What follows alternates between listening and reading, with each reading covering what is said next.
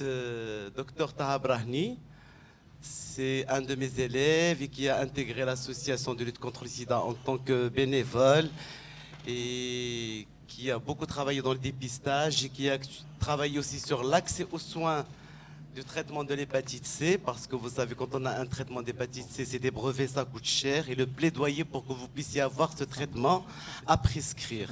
Et maintenant, il est chargé national donc, du programme d'appui psychosocial de prise en charge des personnes vivant avec le VIH.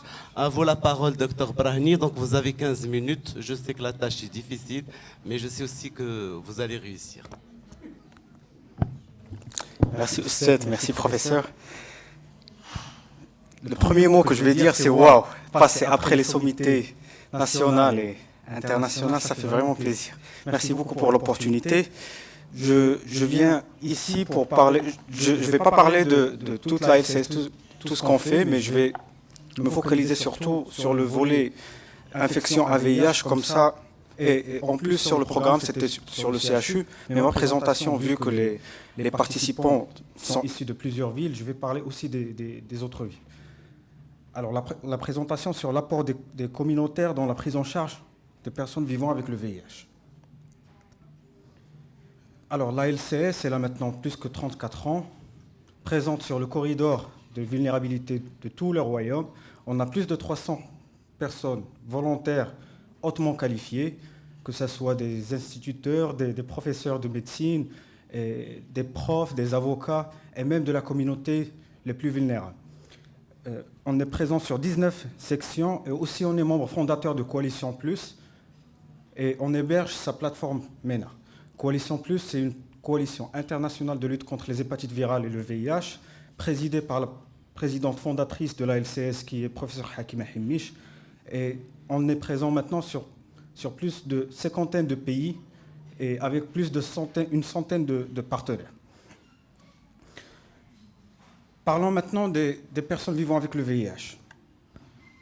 La situation des personnes vivant avec le VIH est très particulière. Pourquoi ? D'abord, à cause de la vulnérabilité socio-économique. Comme vous le savez tous, une personne vivant avec le VIH, dans la majorité des files actives, on trouve que comme quoi ils sont vulnérables, ils n'ont pas un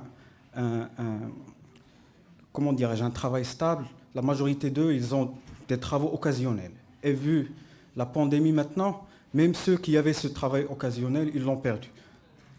Alors, comment on peut parler demain ou après-demain de l'observance, du traitement, si la personne n'a pas quoi manger et elle ne peut pas se déplacer au centre de santé?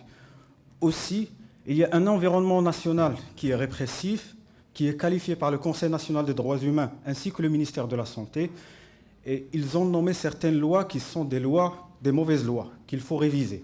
Par exemple, les lois liées à l'usage de drogue, les lois liées au rapport sexuel hors mariage. Pourquoi ? Je vais vous donner avec un cas de figure. Une personne usagère de drogue injectable, personne vivant avec le VIH et une femme. Et aussi, elle est travailleuse de sexe. Imaginez, c'est la quadruple stigmatisation. Comment cette femme, elle va se présenter à Tanger, à Nador, à Tétouan pour son traitement. Vraiment, c'est une situation très particulière. Comme je disais toujours, il y a le problème de stigmatisation et discrimination qui est lié à l'infection à VIH et aussi à l'appartenance aux autres populations clés que je viens de citer et renforcées par les lois citées en haut. Alors, notre objectif en tant qu'association, c'est insérer les personnes nouvellement dépistées, soit à la LCS, soit à l'extérieur de la LCS, réinsérer les perdus de vue et maintenir les personnes sous traitement dans le circuit de soins. Mais pour cela, vu la situation particulière, il faut adopter des approches qui ne sont pas juste des approches simplistes.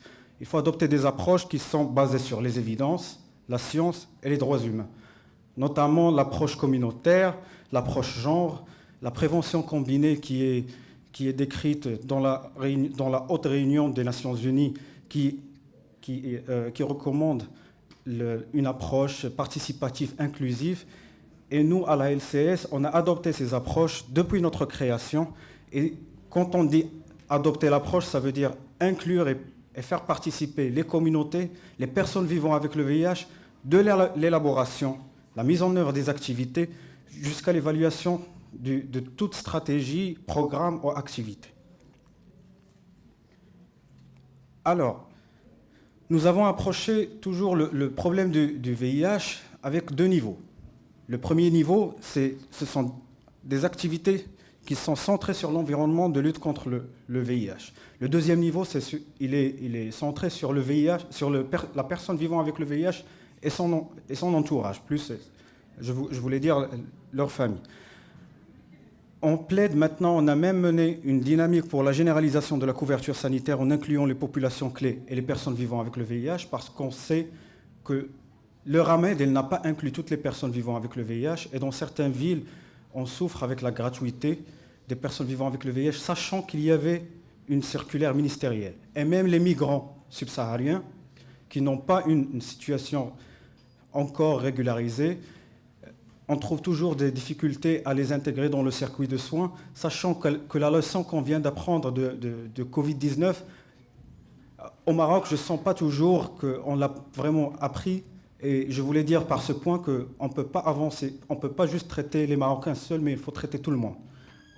On ne va jamais être tranquille si on ne traite pas tout le monde. Aussi, on a sensibilisé les agents d'exécution de la loi, notamment la Direction générale de la Sûreté nationale, le ministère public. Je voulais dire par le ministère public, notamment les procureurs du roi et les juges. La Direction générale de l'administration pénitentiaire et de réinsertion, maintenant, on peut ramener les antirétroviraux au niveau des prisons, faire le dépistage au niveau des prisons, même former des relais de prévention au niveau des prisons. Et on sensibilise toujours les leaders religieux, on sensibilise aussi le personnel de santé et on appuie pour lever les obstacles d'accès aux soins. Et ici, je vous montre la photo c'est au niveau de l'Institut Royal.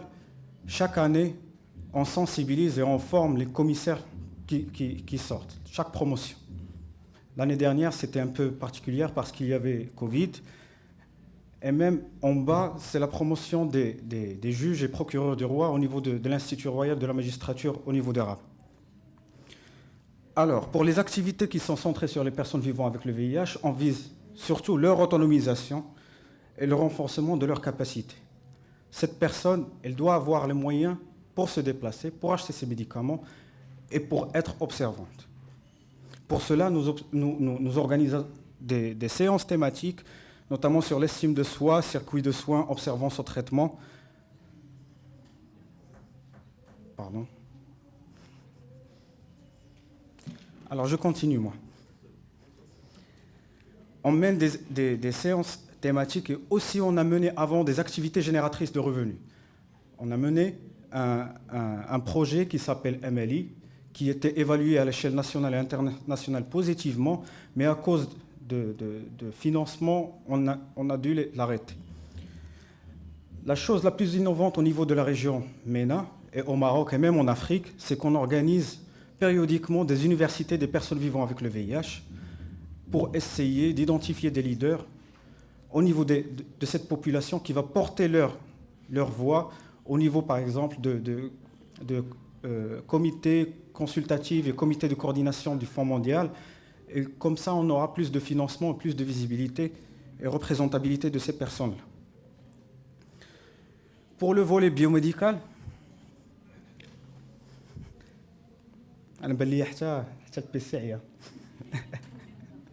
mais bon, pour le volet biomédical, nous on dispose d'une 50aine de médiateurs thérapeutiques et sociaux.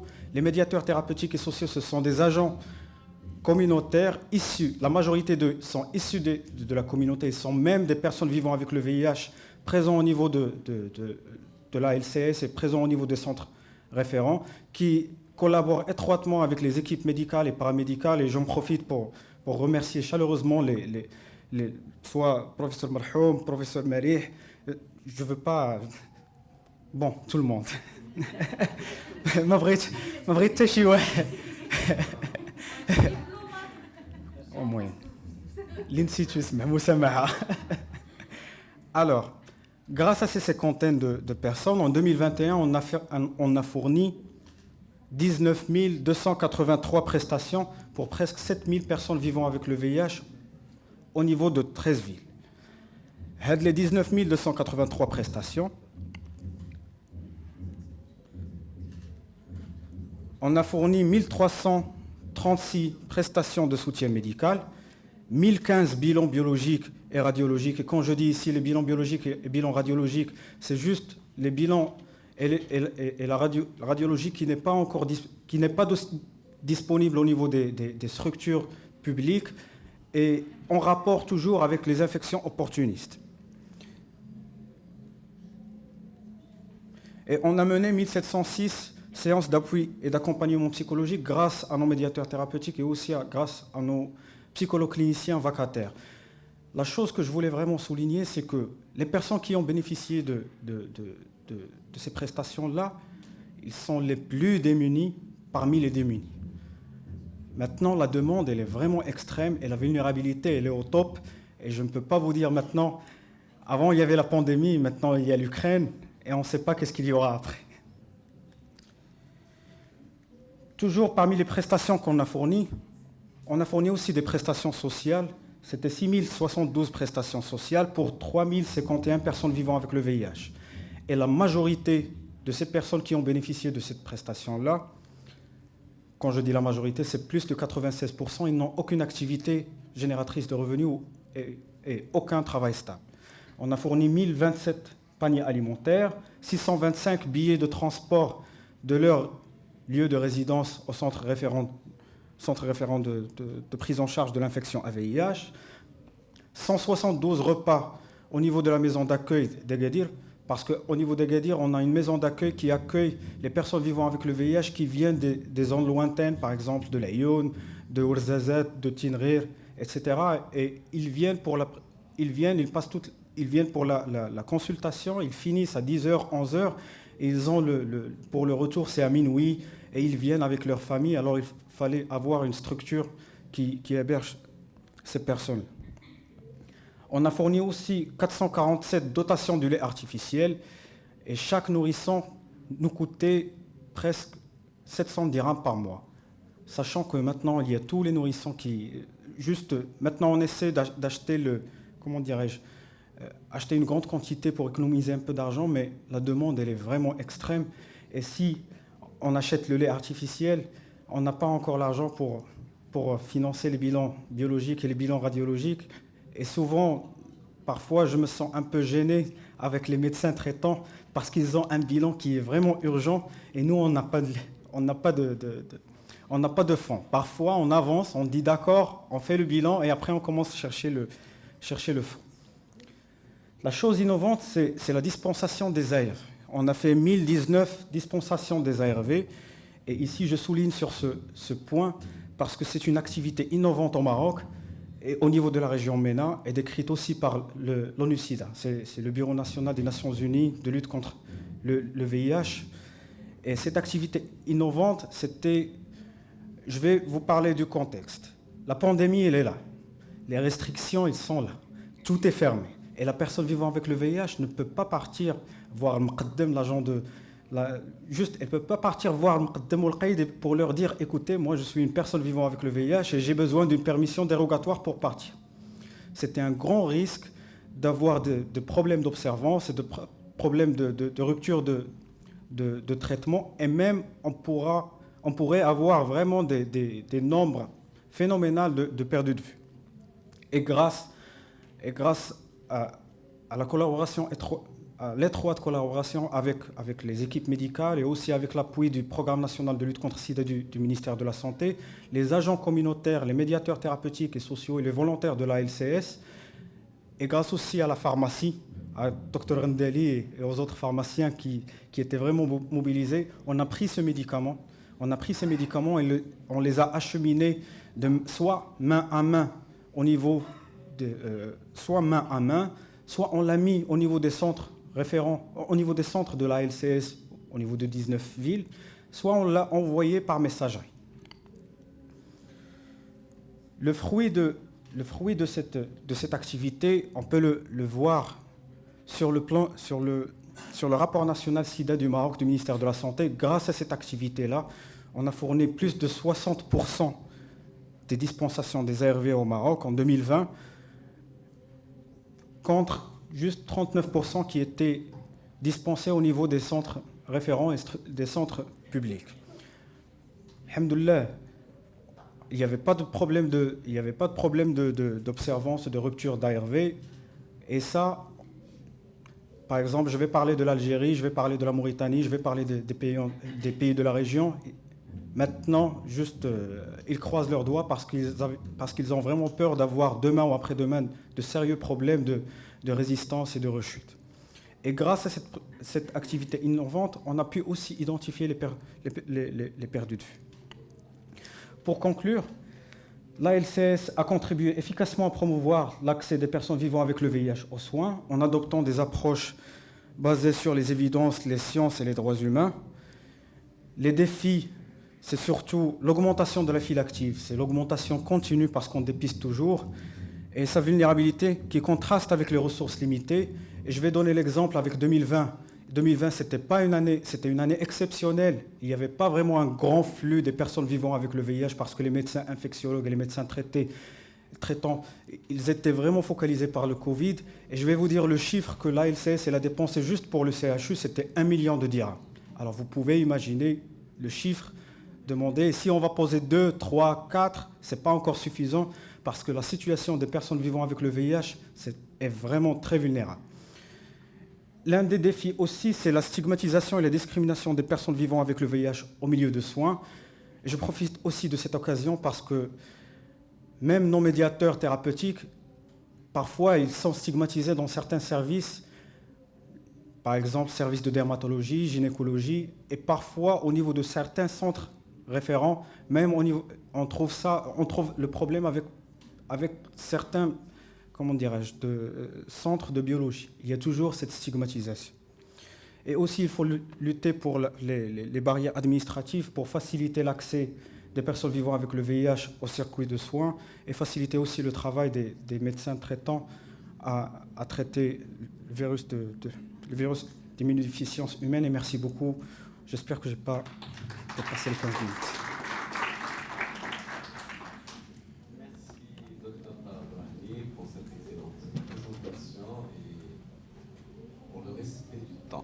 Donc, sans tarder, on va regrouper un peu les questions. Je donne la parole. J'ai l'immense plaisir de donner la parole à Madame Septi. Donc, depuis que nous avons commencé, les gens qui ont fait leur internat, on est venu. Il y avait cette association de lutte contre maladies infectieuses créée par des femmes extraordinaires, qui sont Madame Septi, Marie-Yvonne, Madame Laraqi. Donc, qu'on salue énormément. Et parce qu'ils nous ont accompagnés depuis que nous étions résidents internes jusqu'au jour d'aujourd'hui et on peut pas se passer de l'ALMI. À vous la parole, Madame Septi. Je sais que c'est difficile pour parler de tout ce que fait l'ALMI en 15 minutes, mais... L'ALMI étant mon bébé, je vais essayer d'en parler le mieux possible. Bonsoir. Après toutes ces interventions tellement intellectuelles, précises et scientifiques, je vais avoir l'air un peu plus romantique, je pense, avec la présentation de l'ALMI. Je vous remercie d'être là. D'abord, je remercie beaucoup le professeur Malhoum pour le fait de m'avoir invité, la création de cette association qui promet, à mon avis, ça va être certainement un travail magnifique. Je vous présente notre association qui a été créée en février 1996. Alors, pour remettre un petit peu les choses dans le contexte, février 1996, c'était les tout débuts de la trithérapie. Il y avait encore énormément de morbidité, beaucoup de... Ah, il n'est pas allumé ? C'était juste avant la trithérapie, donc... Nous avons créé cette association autour du pavillon des maladies infectieuses du professeur Himish, qui à l'époque était terriblement mobilisé. Donc, c'est une association qui n'est créée que par des bénévoles. Et depuis février 1996, nous travaillons autour des médecins, infectiologues, etc. Et nous essayons de leur rendre la tâche la plus facile possible pour qu'ils puissent s'occuper des malades. Et nous essayons aussi de faire en sorte que les malades soient le mieux, qu'ils ne manquent jamais de médicaments, qu'ils soient bien soignés, etc. C'est notre but. Donc on travaille vraiment en collaboration avec les médecins. Et depuis sa création, l'ALMI tente de répondre aux besoins du service des maladies infectieuses. Plusieurs actions concrètes initiées par l'ALMI améliorent ainsi le quotidien d'une unité qui doit répondre à une demande croissante. Alors, les réalisations concrètes. Nous avons construit un hôpital de jour en 2002 qui a été construit pratiquement uniquement par l'apport de dons. Et c'est un hôpital de jour qui est consacré uniquement aux malades atteints du VIH, des hépatites. Il est plein tous les jours, il fonctionne à 100%. Il y a une salle de prélèvement, on la voit ici, non? Alors voilà, je vous présente, on revient pas en arrière. Je vous présente un peu l'entrée de l'hôpital de jour. Vous avez vu comme c'est beau, pour essayer de rendre la vie des malades un peu plus douce quand ils arrivent ici. Ça marche? Oui. Oui. Voilà, ça, c'est la salle d'attente quand on rentre. Il y a la salle de prélèvement. Alors, tout cet hôpital de jour a été construit par nos soins, mais équipé entièrement par l'association Mohamed V. Entièrement équipé, nous avons un laboratoire avec un congélateur extrêmement puissant. Nous avons une bibliothèque, plusieurs bureaux, le bureau des médecins. Il fait environ 400 mètres carrés. Il a été construit dans le jardin de l'hôpital. Voilà. Alors, comme action régulière, donc nous avons construit cet hôpital. Nous essayons de l'approvisionner, enfin d'approvisionner tout le service en consommables, en matériel consommable. Dès qu'un médecin a besoin de médicaments, nous sommes là. D'analyse, de prélèvement, enfin on essaye de faire le maximum. Et on s'occupe de l'aménagement et de l'entretien régulier d'un jardin autour du service. Prise en charge également de certains salaires et indemnités, parce qu'il y a énormément de professionnels de ce service qui travaillent un peu plus depuis que nous sommes là, donc on essaye de les aider un petit peu. Voilà. Alors ça, c'est une salle de conférence qui est au premier étage, qui est également, voilà, le laboratoire avec le congélateur, le jardin. Nous avons construit une lingerie professionnelle dans le service pour pouvoir laver tous les draps, etc., tout le linge des malades pour ne pas avoir à le faire laver à l'extérieur. L'objectif principal de l'ALMI est de récolter des dons sous diverses formes pour assurer le bon fonctionnement du service des maladies infectieuses. Les dons, nous avons des donateurs fidèles, peu, mais très très fidèles, qui nous font des dons réguliers auxquels on réfère régulièrement de notre travail avec photos à l'appui, avec une communication régulière. Voilà. Nous sommes également en contact avec plusieurs laboratoires qui nous font des dons de médicaments, notamment le laboratoire Pharma 5 qui nous ravitaille en Triaxon pratiquement gratuitement. Pharma 5, laboratoire Botu, Cooper,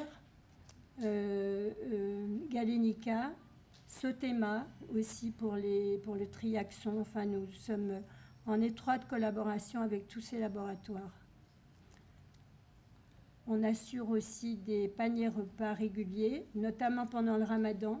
Alors ça, c'est en collaboration avec la LCS parce qu'on souhaite que l'action sociale se fasse à l'extérieur du service. Donc, on fournit des paniers repas à la LCS pour les malades atteints du VIH, démunis, etc., comme a dit mon prédécesseur. Je sais qu'ils en font eux aussi beaucoup, mais on essaye de collaborer. Voilà,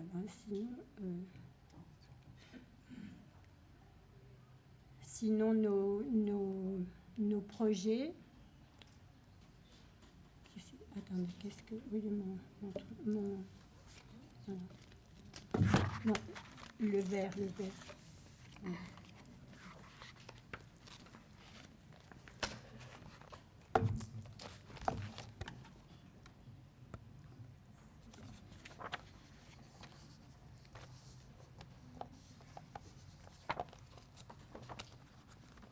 Alors, on se charge de la maintenance du service et des travaux d'aménagement de ce dernier, de différents aménagements et constructions. On fait sans arrêt de nouveaux aménagements. On a aménagé la salle d'infirmière, la salle des médecins. On entretient toutes les salles de soins. On a refait le service en 2008. On a tout refait, on a refait les salles de soins, etc. On a acheté des lits, des tables de nuit, tout le matériel hospitalier, enfin pas tout, parce que l'hôpital nous en fournit quand même, enfin on a fait quand même beaucoup de choses.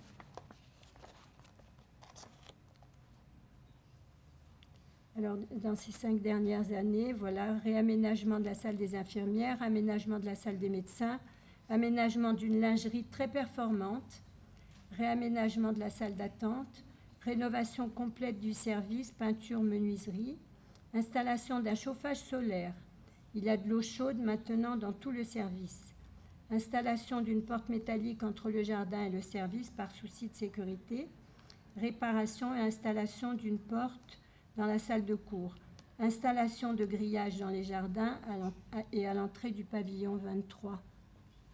On désinsectise le service régulièrement.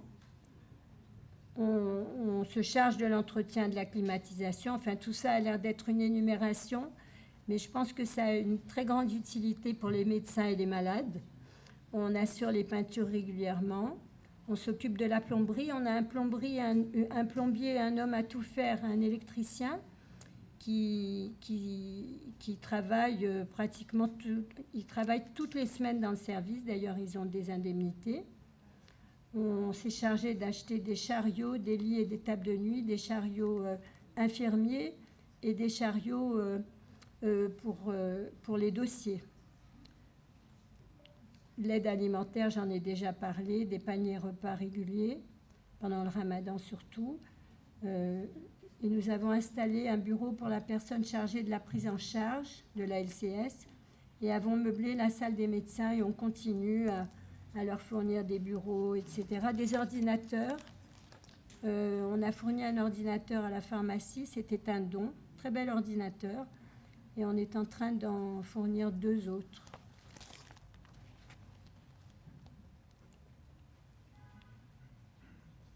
Voilà, pendant ces 5 dernières années, nous avons validé notre procédure d'intégration au FASP grâce à la LCS. C'est le fonds d'appui aux structures partenaires. Le FASP a été créé par la LCS afin de redistribuer aux associations partenaires une partie des fonds gagnés grâce au SIDAction. Dépôt de projet et ensuite rapport d'activité tous les 6 mois. Donc la LCS, depuis le SIDAction 2010 ou je crois 2012, a créé le FASP et nous avons régulièrement, nous avons régulièrement des apports du FASP qui viennent réchauffer un petit peu nos finances. Donc ça, c'est très intéressant et je ne cacherai rien en disant qu'on travaille en étroite collaboration avec la LCS, vraiment très très étroite, aussi bien sur le plan psychologique, parce qu'il y a des psychologues de la LCS qui viennent dans le service, qui s'occupent des malades, on collabore avec eux. Et on a eu je dois signaler aussi que parmi tout ce travail qui est assez fonctionnel, on a réalisé quelques petits miracles dans ce service, notamment un petit bébé qu'on a sauvé et de l'abandon et de la maladie qu'on a suivi pendant 5 ans, qui s'appelle Ihya. Il n'avait pas où aller quand il est né parce que son père a disparu, sa mère était très très malade. Donc on a réussi à le garder 5 mois en pavillon de néonatalité. C'était la mascotte. Et ça a vraiment été notre miracle, cet enfant. Et voilà, donc on essaye d'être un petit peu dans le factuel, dans le ponctuel, dans l'affectif un petit peu aussi, parce qu'il y a quand même... voilà. Sinon, comme prévision, on a besoin d'une machine à laver pour laver les blouses des infirmières qu'on ne lave pas avec le linge des malades. Et notre grand projet pour cette année à venir, on espère, on va revenir dessus, c'est la construction d'un pavillon d'archives. On va construire un pavillon dans le jardin. C'est un grand rez-de-chaussée, je crois qu'il fera 200 mètres carrés, parce que les archives sont plus... c'est plus intéressant de les installer en rez-de-chaussée, parce qu'elles ont un poids très important. Donc on reprend ce projet et j'espère que d'ici l'année prochaine, si on se revoit, qu'on se reparle, les archives seront construites, parce que c'est vraiment important. On se charge aussi du linge de lit, enfin de tout ce qui est... C'est-à-dire on est vraiment... on essaye d'être à la fois des maîtresses de maison, d'apporter notre réconfort aux médecins, c'est-à-dire notre souhait premier, c'est le confort des médecins et le confort des malades. Voilà. Vous avez vu les photos un petit peu, on les a toutes passées ou pas? Oui. Alors ça, c'est le laboratoire avec le magnifique congélateur qui nous avait été offert par la Fondation Mohamed V. Ça y est, on a tout montré. Alors, pour l'avenir de l'ANMI, je vais quand même parler un petit peu de l'avenir de l'ANMI, parce que vous avez dû comprendre que je n'ai pas 15 ans et que c'est mon bébé, mais je ne vais pas pouvoir m'en occuper à vie. Donc, on aimerait peut-être susciter des vocations, c'est un grand mot, mais on est vraiment une équipe, je pense, qui génère beaucoup d'affectifs et de travail, de véritable travail. Donc j'appelle celui qui veut nous suivre, ça serait vraiment avec plaisir apporter un petit peu de jeunesse, un petit peu de connaissances en informatique notamment, parce que je ne suis pas très douée pour ça. Enfin, j'essaye de compenser par d'autres choses. Je vous remercie de m'avoir écouté. Merci.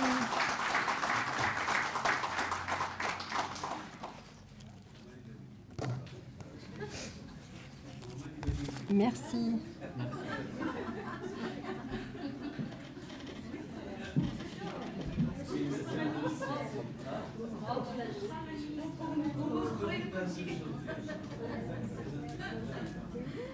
Merci Madame Merci Madame Sefti. Donc on vous remerciera jamais assez. Un chapeau bas à vous, à toute l'équipe. Donc un grand merci. Moi je vous remercie personnellement et au nom de l'équipe. On vient dans le service, on ne sait pas ce que fait l'ALMI, on demande. Et après quand on travaille au sein de l'ALMI, c'est là on se rend compte des exploits et du travail que c'est un travail continu et merci beaucoup. Et l'ALMI et le service des maladies infectieuses est dans notre cœur et nos préoccupations tous les jours. On a vraiment une collaboration grâce aux médecins aussi. Moi, je suis ravie d'être en contact plus régulier avec vous aussi. Ça nous apporte un petit peu de... Donc, je ne sais pas s'il y a... Le professeur Sautré nous résonne de temps en temps. C'est extra. Très, très bien. Est-ce qu'il y a des commentaires, des questions donc, concernant l'apport de la LCS, l'apport de l'ALMI? Au moins, l'ALMI, c'est CASA, mais la LCS, c'est tous les infectiologues, tous les centres référents. Donc, sinon,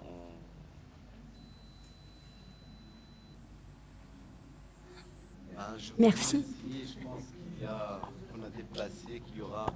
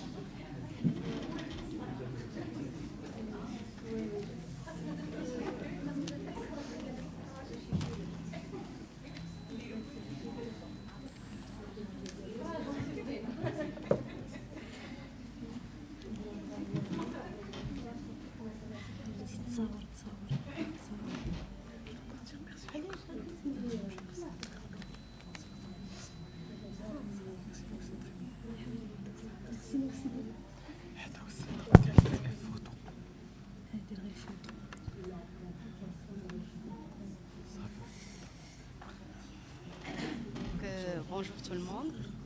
D'abord, je tiens à remercier l'Association marocaine de pathologie infectieuse et immunologie clinique, au nom du professeur Ouled Hassan, qui m'avait associé à ce premier printemps des infectiologues. Donc, avec un peu de changement, nous sommes à la 5e, plutôt à la 6e session de cette journée, portée sur la thématique infection liée aux soins, qui va être présentée par professeur Ouled Hassan et professeur Wifaq. Donc, partons du postulat que la prise en charge en santé n'est pas sans risque pour la sécurité des patients. Et dans le cadre d'une administration de soins ou encore d'une hospitalisation, le patient peut, dans des cas variables, contracter des infections associées aux soins, appelées aussi infections nosocomiales. Ces infections contractées au cours d'un séjour dans un établissement de santé ou simplement pendant la consultation ou dans l'administration du soin peuvent avoir de lourdes conséquences, dont les plus courantes sont la prolongation de la durée de séjour des patients ou bien le coût des traitements. Sachant que les grands facteurs d'acquisition d'une infection liée aux soins est un triade entre l'environnement, l'état ou la pathologie du patient et enfin l'acte de soin lui-même qui est l'objet de cette session. Donc pour commencer, je donne la parole à Madame professeure Ouled Hassan pour sa première présentation intitulée Erreurs d'hygiène hospitalière, photos et vidéos. Merci Madame Hanan Wahidi. Rebonjour. Comme c'est prévu sur le programme, donc nous voulons faire le point sur certaines erreurs des pratiques d'hygiène hospitalière à travers des photos et une vidéo. L'objectif c'est quoi? C'est de faire le diagnostic des pratiques d'hygiène chez le personnel soignant et surtout de faire de l'autocritique sur certains de nos comportements et de discuter ensemble quelles sont les causes de ces erreurs et éventuellement quelles sont les solutions qu'on peut adopter pour résoudre ces différents problèmes. Alors, je rappelle que la tenue professionnelle a une grande importance. C'est surtout, il permet de limiter le risque infectieux parce qu'il y a des études qui ont démontré que la tenue, il peut être colonisée par des germes nosocomiaux, que ce soit dans les poches ou les poignets. Et il y a aussi des recommandations qui sont bien définies et publiées par le ministère de la Santé, mais malheureusement, il y a toujours un écart entre la réalité et la pratique avec le non-respect des normes d'utilisation qui constituent une source d'infection. Donc voilà, je vais vous projeter des images de notre vie de tous les jours, donc, dans un service hospitalier. Là, c'est un groupe de médecins au cours d'une visite au lit des patients. Donc je vous laisse le soin, c'est interactif, donc je vous laisse le soin de faire des remarques par rapport à ces comportements. Ça, c'est de l'autocritique. On n'a pas mis ça en live, c'est notre cuisine interne. Donc, on doit commencer par nous-mêmes. Donc, on a évité de faire un cours magistral, académique, classique. Mais à travers ça, on peut faire le point sur certaines erreurs qu'on commet tous les jours durant notre pratique. Parce que si on est dans l'hôpital, c'est pour l'objectif majeur, c'est de guérir les patients. Pour ne pas être un vecteur des maladies graves, que ce soit pour nous-mêmes, que ce soit pour nos familles et aussi pour les autres patients hospitalisés. Alors, qu'est-ce que vous en pensez? Micro à nous, s'il vous plaît. Alors, je ne vais pas commenter, c'est à vous de commenter, s'il vous plaît. Oui. Oui, les cheveux. Très bien, non attachés. Très bien. Quoi d'autre, s'il vous plaît? La blouse sans manchon. Très bien. Quoi d'autre? Donc la première qui est à droite. La dame qui est à droite, la première, quelle est l'erreur? Demi-manche qui est la tenue de vide, qui est exposée au risque de contamination. Et puis il est en plein Covid, est-ce que le masque il a été bien placé? Moi je connais cette dame, il avait fait le Covid 3 fois, à cause de son comportement. Donc le deuxième, s'il vous plaît, là ça c'est la réalité. On n'invente rien. Le deuxième, oui. D'accord, le blouson, oui.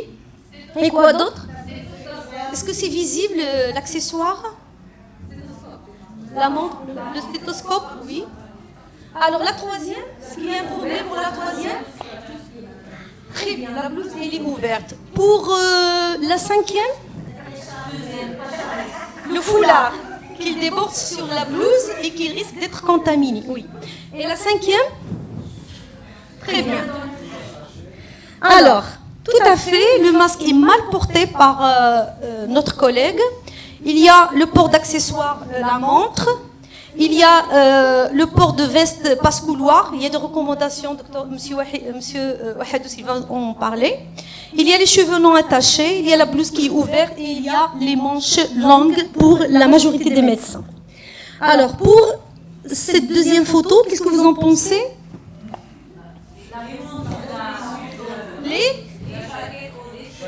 Très bien. On commence par notre collègue à gauche. Très bien. Oui, les accessoires. Et puis, il y a les cheveux qui ne sont pas attachés. Et puis, il y a les blousons, la tenue de vie sur la tenue professionnelle. Et puis, il y a le foulard, tout à fait. Donc, la montre, la tenue de ville et le foulard qui descend sur la blouse au lieu d'être serré sur le cou pour qu'il ne soit pas contaminé. Alors là, c'est très difficile de voir le vernis à ongles. Le vernis à ongles. Et aussi, il y a la bague. Très bien. Là, on était dans la salle en pleine visite. Il y a un médecin qui arrive. Oui, s'il vous plaît. Très bien. Et puis, il y a son smartphone aussi. Et vous savez que les dossiers, ils accompagnent les patients dans les services de radiologie, dans les autres services, pour les explorations, pour les avis.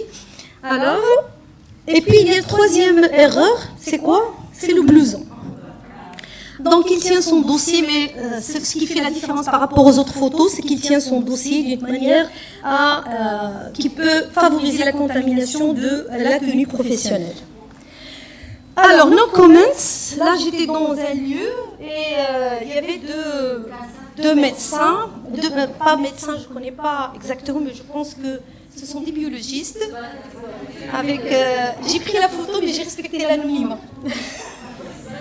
Donc, subhanallah, une fois j'ai commencé à réfléchir, à produire à prendre ces photos, à chaque fois dans la rue, dans les magasins, et oui, tout à fait. Ils travaillent dans la zone Covid. Donc, deux personnes qui se baladent avec les gants et les surblouses en dehors de leur laboratoire. Et c'est, oui, tout à fait. Il y a les surchaussures, il y a les surblouses et il y a les gants. Et c'est sûr qu'ils ont touché les poignets, ils ont touché pas mal de choses avant de sortir de leur laboratoire. Alors là, j'étais dans une pâtisserie. En sortant, je rencontre une résidente que je connais qui sort de sa voiture avec ses enfants. J'étais obligée de la prendre par derrière. Oui. Donc là aussi, c'est une tenue qui n'était pas réservée uniquement à l'usage professionnel. Et tout cela favorisait bien sûr la dissémination des infections et des germes. Alors là, c'est dans notre service. Donc, qu'est-ce que vous en pensez?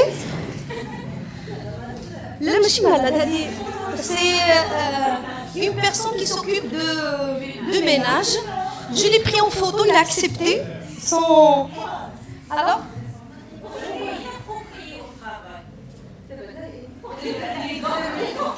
Très bien.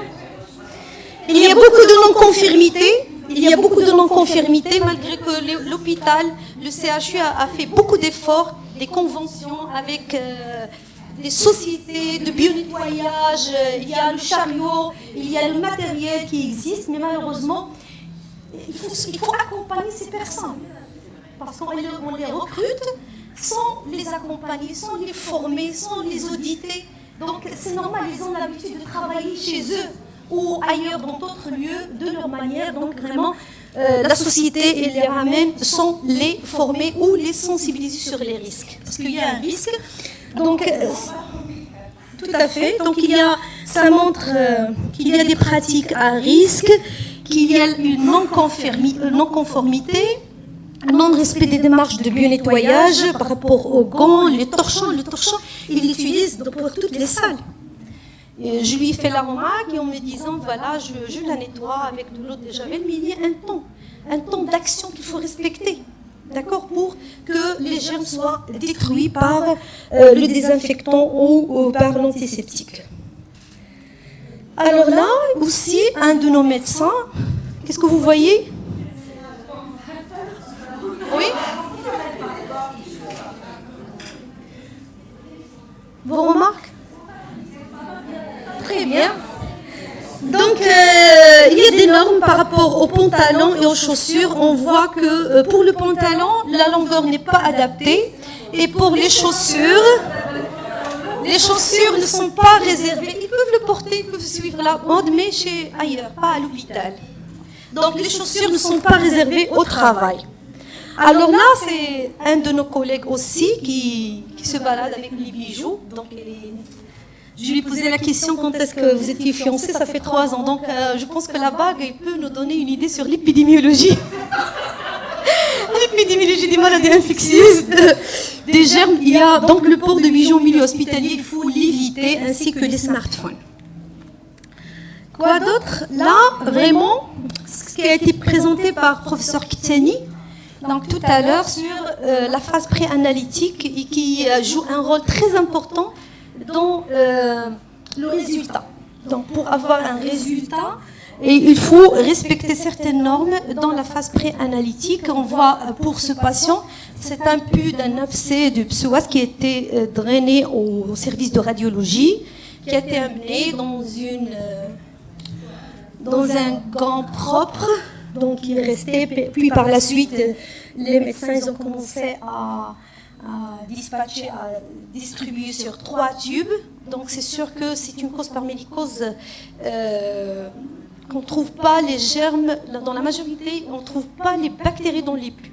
Donc, dans la majorité des cas, plus de 50%, je pense, professeur Sotri qui a fait ces abcès de psoas, il y avait vraiment un taux très élevé où on ne trouve rien. Donc, je pense que c'est lié aux procédures d'acheminement, l'exposition à l'air, l'exposition à la lumière et le temps écoulé entre le prélèvement et l'arrivée de prélèvement à nos collègues, les biologistes. Maintenant, quand on se pose la question sur les causes, moi, j'ai évoqué avec M. Mounir Rai, malheureusement, il n'a pas pu rester avec nous. Quelles sont les causes? Parce que si on connaît les causes, on peut trouver les solutions. Alors, est-ce qu'il s'agit d'un problème de formation de base? Est-ce que le volume horaire accordé à l'hygiène n'est pas suffisant? Est-ce que vous êtes d'accord?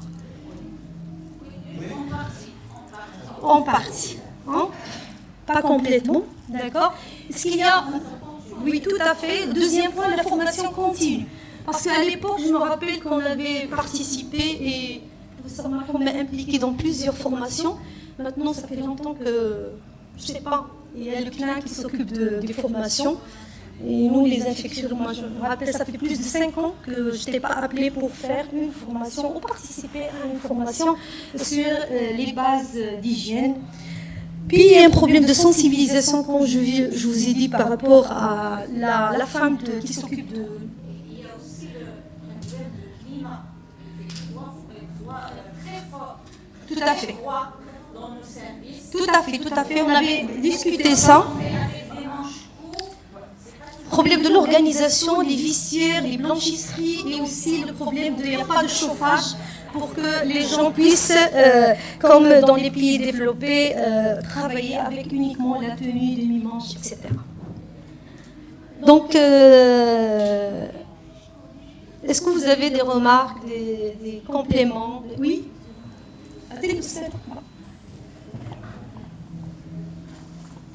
Là, à travers ces photos, nous avons voulu juste faire le point, faire un peu de l'autocritique pour voir qu'est-ce qu'on peut faire. D'abord, la Covid, Inch'Allah, il va partir et on doit se concentrer sur nous, sur nos locaux, sur l'amélioration de la qualité. Alors, merci Raed d'avoir osé aborder ce sujet. Merci. Alors, effectivement, on commet tous des fautes tous les jours. Effectivement, c'est lié à la formation continue, à la sensibilisation, etc. Et d'ailleurs, chaque jour, moi, je passe au laboratoire pour dire attachez vos cheveux et enlevez vos bagues. C'est ça, encore pire au laboratoire. Des fois, je suis agressée par le personnel.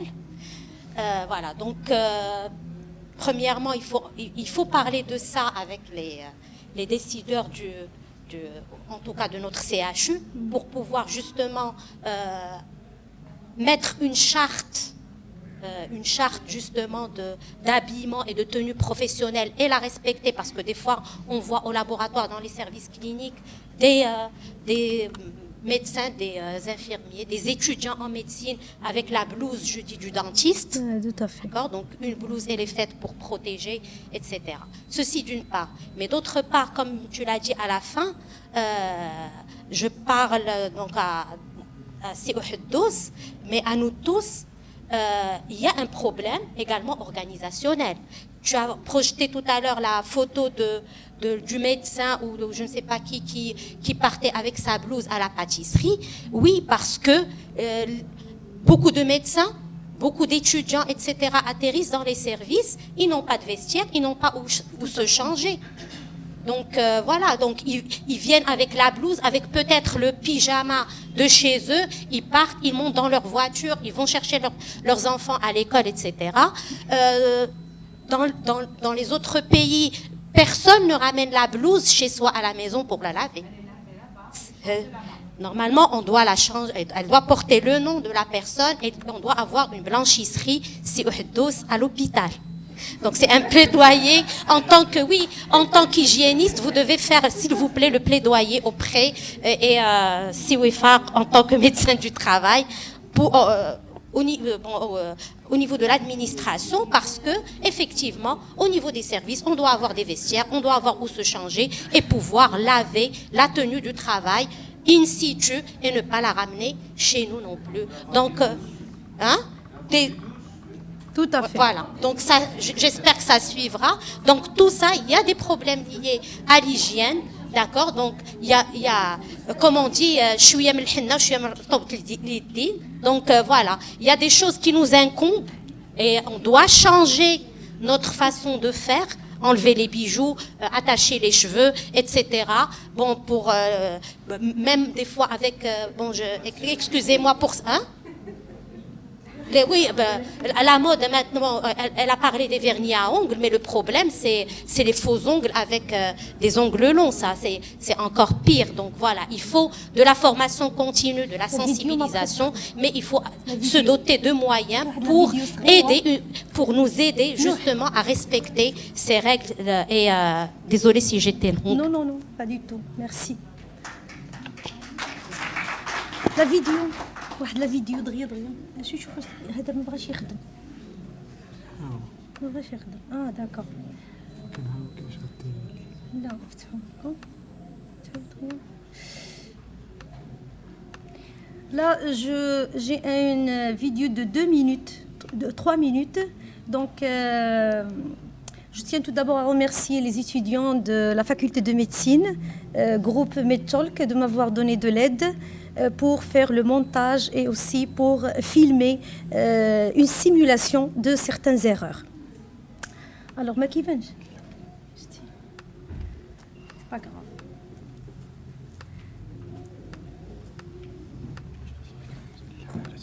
ما كيبانش تما.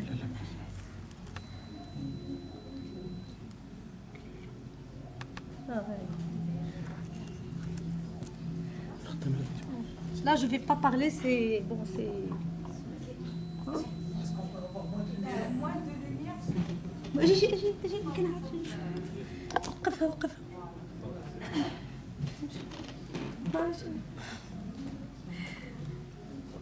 Très bien, donc...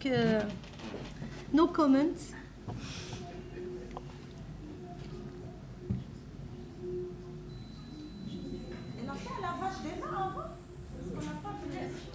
Oui, tout à fait, tu as raison. Non, il n'a pas fait de lavage des mains ni la friction aux solutions hydroalcooliques avant d'enfiler les gants.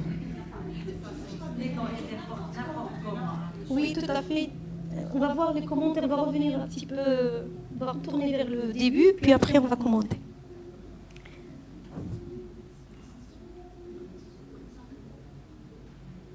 Est-ce qu'il y avait l'indication de mettre les gants? De mettre les gants stériles pour un examen. Donc, économie de santé.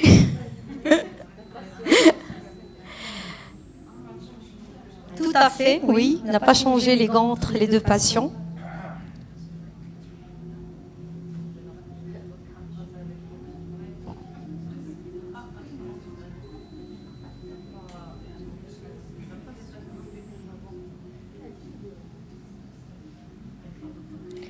On n'a pas désinfecté parce qu'on n'a pas trouvé la solution dans le centre de simulation. Pour ne pas... Tout à fait. Tout à fait. Donc il y a des gestes. On a monté quelques erreurs. On a pensé à certaines erreurs. Docteur Bensrer, professeur Ouifaq et moi, et avec nos étudiants. C'était une injection. Une injection. Alors, manipulation du Téléphone, puis après les cheveux. Il y a des commentaires, donc mauvaise technique d'enfilage des gants. Remarquez comment il faut. Donc, puis il n'y a aucune indication pour porter les gants pour un examen clinique. Et puis les blouses à manches longues qui touchent la peau du patient. Donc il a la montre et il avait la bague aussi.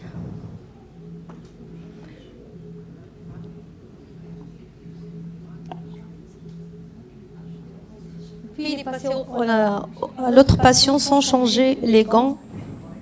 Par contre, pour ce patient, il avait besoin de mettre les gants. Sachant qu'il y a certains de nos infirmiers qui n'ont pas l'habitude de travailler avec les gants. Dans plusieurs services. Oui, tout à fait.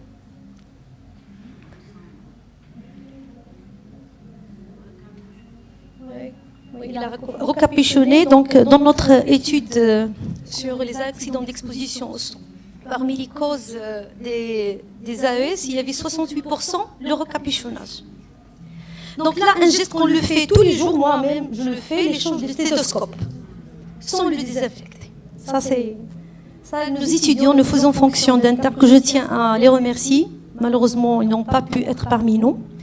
Là aussi, ça nous arrive d'utiliser du matériel, du scope, sans le désinfecter entre les patients.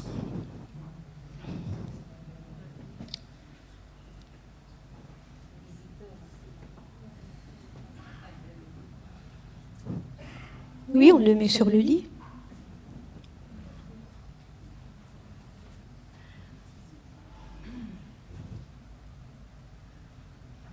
Donc, saturomètre. Là, vous vous rappelez Hanan, mauvaise hygiène à proximité. En marchant dans le couloir, je rencontre l'infirmier avec son chariot. Là, c'est par rapport à... c'est Wissal. Oui. Donc c'est Wissal qui avait le courage de me filmer la façon de distribuer le prélèvement le pu d'un patient dont je vous ai parlé. Là, j'étais vraiment à côté de Mars et par hasard, je remarque qu'il y a un médecin qui sort de sa voiture et il va rentrer au supermarché Marjane. Donc je les suis. J'ai pris la peine de la filmer.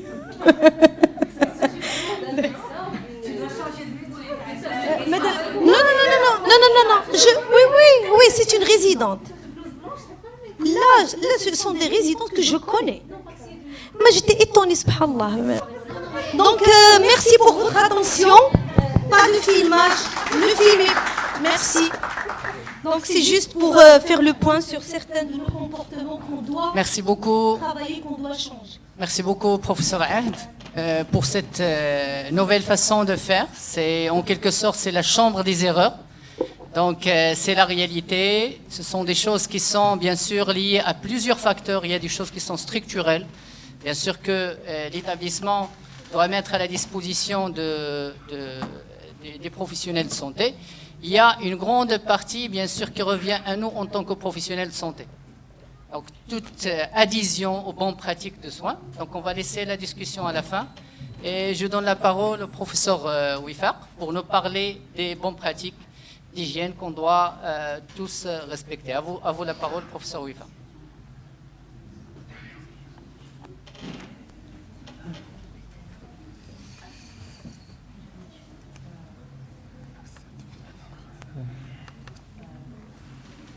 Bonne pratique.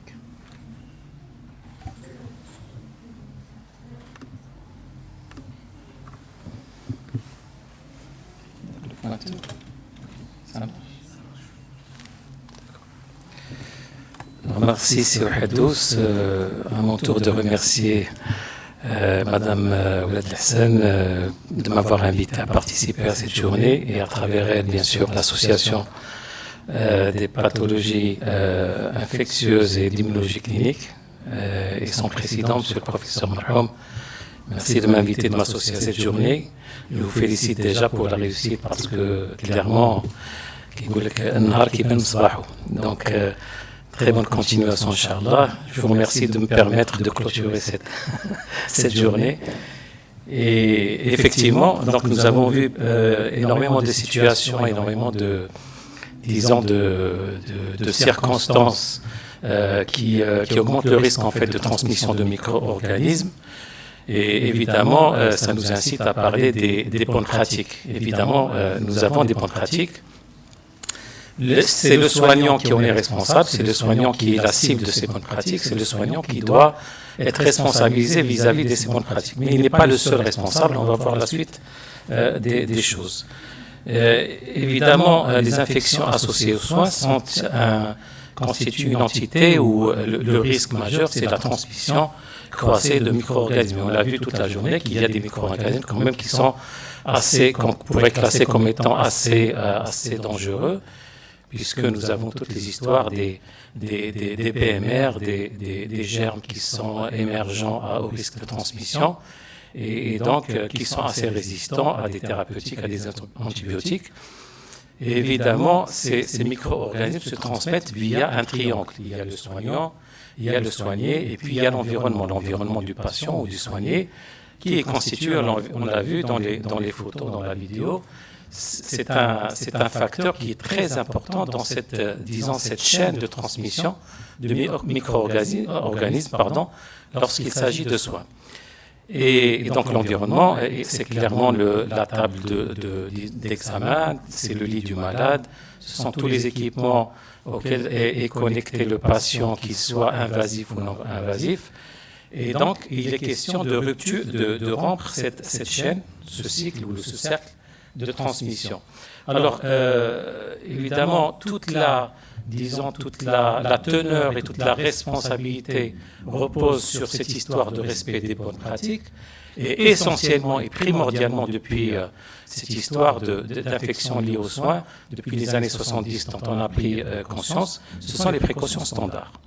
Précautions standards, plus ou moins complétées par des précautions complémentaires lorsqu'il s'agit d'une exposition, disons, à ces germes dangereux dont on vient de parler, et c'est ce qu'on appelle les précautions contact, ou bien lorsqu'on est exposé, lorsque disons, les constituants, les acteurs de ce triangle sont exposés à des germes à transmission respiratoire, et donc à ce moment-là, on va compléter par des mesures gouttelettes, anti-transmission gouttelettes ou anti-transmission aérienne. Et puis on va compléter aussi, évidemment, ça fait toujours partie des bonnes pratiques de prévention de ces infections associées aux soins, de la vaccination sur le lieu de travail. Et on va vacciner évidemment les soignants en premier lieu.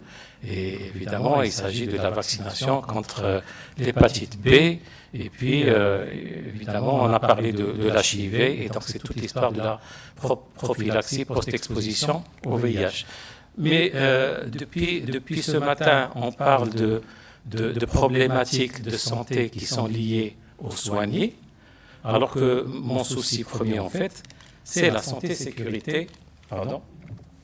C'est la santé-sécurité du soignant, puisque les infections associées aux soins, nous mettons en place un certain nombre de mesures et de politiques, justement, que ce soit au niveau national ou au niveau des établissements de soins, pour justement éviter que les patients soient victimes de ces infections. Mais en fait, notre souci en médecine du travail, c'est justement d'éviter, de prévenir et de protéger le soignant que nous sommes, que vous êtes, qui sont très exposés à ces infections. Et justement, ces précautions standards, qui sont un peu le socle de cette prévention, ont d'abord été préconisées au niveau international par des normes. Et le Bureau international du travail, qui fait partie de l'Organisation internationale du travail, qui est un organisme qui est issu de l'ONU, donc des Nations Unies, déjà en 1981, a édité une convention, donc c'est une norme, par rapport à la santé et sécurité des travailleurs et spécifiquement au personnel de soins. Et puis, en 2006, l'OIT a établi un cadre promotionnel. Et ce cadre promotionnel dit qu'il faut mettre en place sur un plan, pas au niveau de l'établissement, pas au niveau des services, mais au niveau national de tout pays qui va ratifier ces conventions, de mettre en place une véritable politique de prévention, que ce soit des risques professionnels sur un plan global, mais aussi de risques infectieux, surtout que le risque infectieux est assez particulier dans le milieu de soins. Et puis il y a une recommandation d'ailleurs que peut-être vous connaissez, c'est la recommandation numéro 200 qui porte justement sur la prévention de la transmission du VIH/SIDA par rapport à des travailleurs et particulièrement aux professionnels de la santé qui sont spécifiquement exposés à ce genre de problèmes, surtout à travers évidemment cette histoire d'AES, accident exposant au sang. Et puis en déclinant un peu plus, on va voir les organismes qui s'occupent en fait de la prévention de ces risques professionnels, et particulièrement chez le personnel soignant, et pour voir un petit peu cette généalogie de ces précautions standards. Et puis on a vu que ces précautions standards, on les voit chez le CDC américain, qui dès les années 70 a commencé à réfléchir à cette histoire de prévenir ces infections qui vont être transmises au personnel soignant. Ils ont commencé par les techniques d'isolement par rapport à certaines maladies, disons contagieuses, et puis ils ont commencé à voir de près sur les pratiques, donc sur les gestes, sur les situations à risque du personnel soignant, pour arriver justement à cette histoire de précaution standard. Et puis, tout près de chez nous, c'est la Société française d'hygiène hospitalière qui, à chaque fois, met à jour ces règles, ces précautions standards, et dont la dernière, disons, version remonte à 2017 par l'élaboration de ces recommandations. Je vais dérouler rapidement les précautions standards, et puis vous allez voir que ça rejoint un petit peu toutes vos remarques par rapport aux situations qu'on a vues. Mais d'abord, ce que dit la Société française d'hygiène hospitalière et ce que dit le CDC, c'est que cette histoire de précaution standard doit s'insérer sur une stratégie globale. Et c'est là où on dit que ce n'est pas seulement la responsabilité des soignants, ce n'est pas nous qui adoptons les mauvais comportements. C'est vrai, on devrait peut-être mettre de notre mieux pour pouvoir justement faire les bons gestes et les bons comportements. Mais il s'agit avant tout d'une volonté politique. Il faut vraiment que d'abord au niveau national, qu'on puisse décréter que la prévention du risque infectieux chez les soignants relève de la priorité. Il faut mettre en place une stratégie nationale justement pour mettre en place toutes les actions à un niveau national de façon concertée. Au niveau des établissements de soins, donc au niveau local, si on peut dire ça comme ça, on pourra décliner cette stratégie sous forme de processus et procédures dont les précautions standards font partie. Et donc c'est juste pour dire que vraiment la responsabilité est très partagée, et on va voir par la suite qu'il ne s'agit pas seulement d'une histoire de volonté politique, mais il est histoire de législation. Nous avons des lois qui nous obligent justement à travailler plus en amont pour prévenir tous les risques qui sont inhérents à cette histoire d'hygiène hospitalière ou de mauvaises pratiques sur les lieux de travail.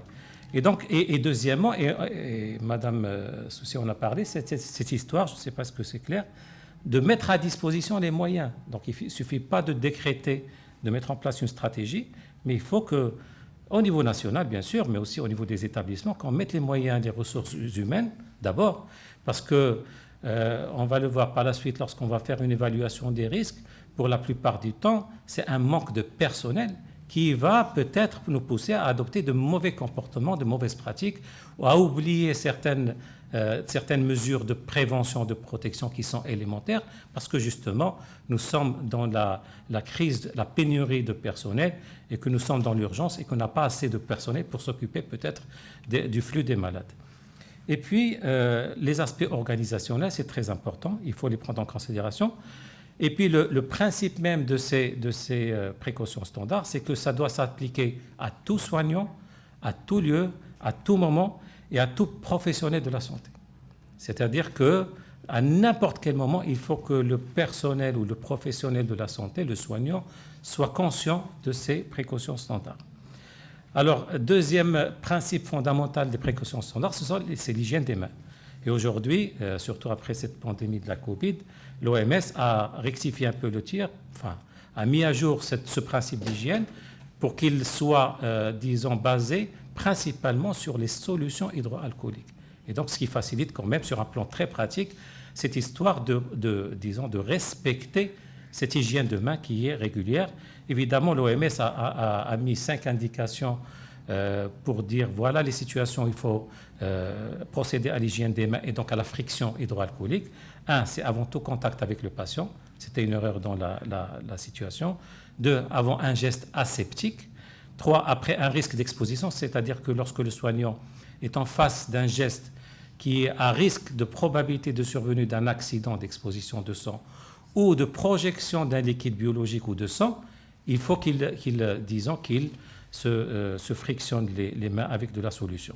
Après un contact avec le patient, donc on a dit avant le contact et après le contact avec le patient, et puis après, ça c'est très important, après le contact avec l'environnement du patient.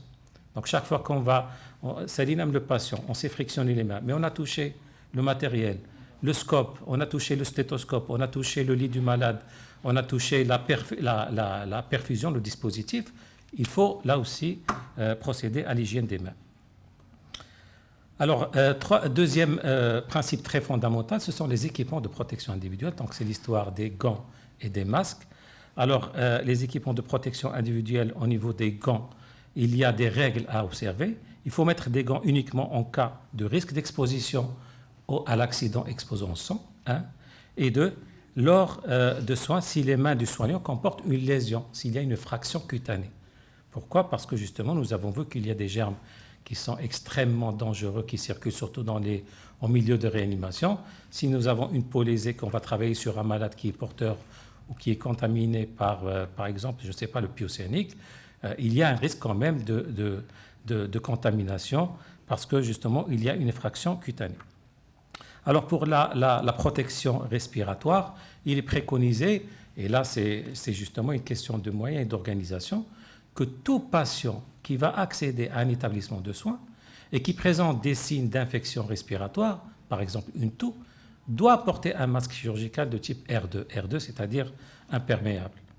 Et ça, vraiment, on ne le voit pas très souvent lorsqu'il s'agit d'organiser la prévention justement de ces infections associées aux soins, lorsqu'il s'agit de germes à transmission respiratoire.